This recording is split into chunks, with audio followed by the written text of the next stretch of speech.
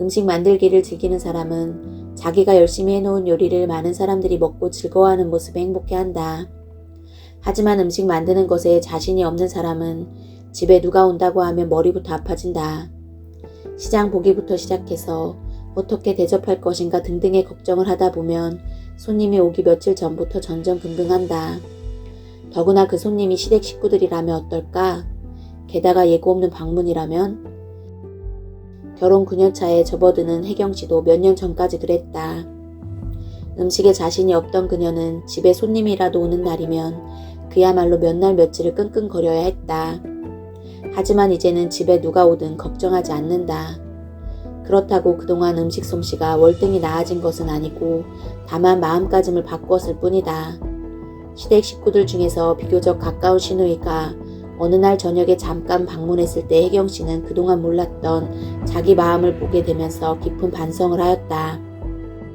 그녀보다 5살이 많은 시누이는 늘 다정다감하고 남을 배려하는 사람이다.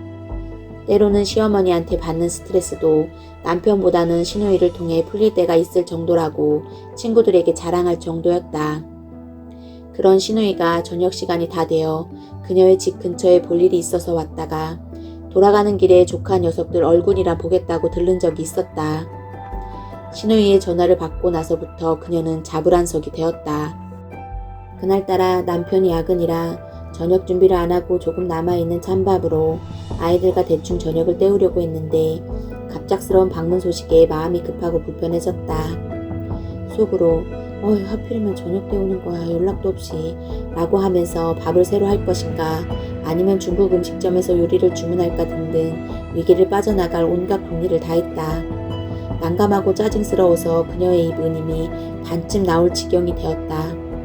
그래도 잠시 후에 시누이가 도착했을 때 그녀는 겉으로는 웃으면서 자리를 권했다. 아우 형님 오셨어요. 여기 앉으세요.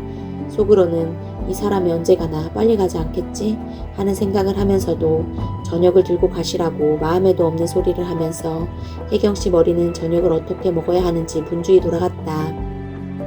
하지만 시누이는 식구들 저녁을 챙겨줘야 한다면서 아이들을 한 번씩 안아주고는 이내 돌아갔고 혜경씨는 안도의 한숨을 내쉬었다. 그런데 잠시 후에 뜻밖의 피자가 배달되었다. 시누이가 집으로 들어오는 길에 미리 주문한 것이다. 혜경씨의 시누이는 볼일을 보고 나서 문득 생각난 귀여운 조카들이 눈앞에 아른거려 동생네 집까지 오기는 했지만 행여 올케가 불편해할까봐 피자가 배달되기도 전에 서둘러 돌아간 것이다. 그런 시누이가 빨리 가기만을 바랐으니 혜경씨로서는 정말 미안하고 면목이 없었다. 찬밥이나 볶아 먹을 뻔했던 그날 저녁 식사는 맛있는 피자 한 판으로 화려해졌지만 그녀는 시누이의 뒷모습이 자꾸 눈에 밟혀 피자 맛도 모를 지경이었다. 모처럼 집에 온 시누이에게 차라리 솔직하게 찬밥밖에 없다고 하고 중국 음식을 시켜 먹거나 아니면 그냥 집에 있는 그대로 성의껏 저녁 식사를 차려서 먹는다는 마음이었으면 괜찮았을 텐데 뭔가 잘 보여야 한다는 자기를 내세우고 싶은 욕심 때문에 스트레스를 받았다. 시누이가 온 것을 그냥 반가워하고 대접하면 상대도 식탁 위에 반찬이 시원치 않아도 고맙게 생각하지 않을까.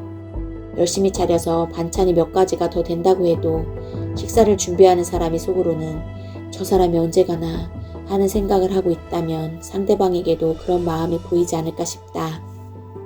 마음과 마음은 전해지기 마련이라 굳이 말이 없어도 싫고 불편한 마음은 그대로 전달될 수 있기 때문에 아무리 표정을 관리하고 말을 번듯하게 해도 아주 눈치가 없는 사람이라면 몰라도 웬만한 사람은 이미 눈치챌 수 있다.